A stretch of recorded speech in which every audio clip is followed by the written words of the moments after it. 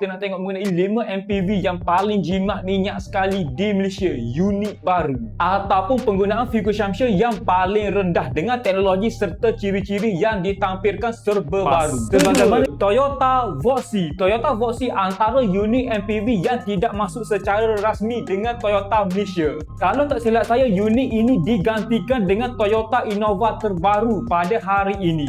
Toyota Voxy menggunakan enjin 2.0 liter, ada versi full petrol dan ada versi plug-in hybrid. Untuk model plug-in hybrid, saya percaya jarang sangat kita nampak dekat Malaysia.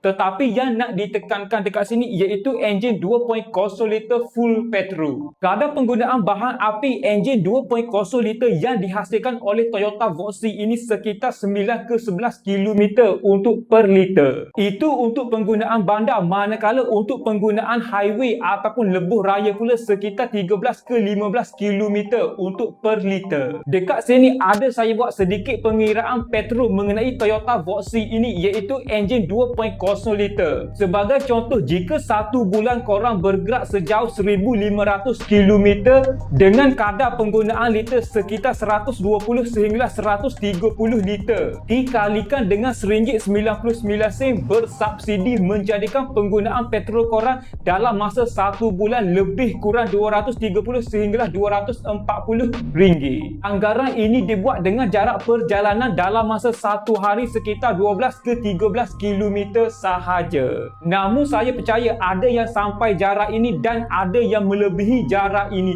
Jika melebihi, mungkin penggunaan petrol korang dalam masa satu bulan melebihi RM300. Berkenaan daripada segi harga pula, untuk Toyota Voxy ini bermulanya daripada harga RM80,000 sehinggalah harga RM180,000 bergantung pada tahun, grade serta mileage.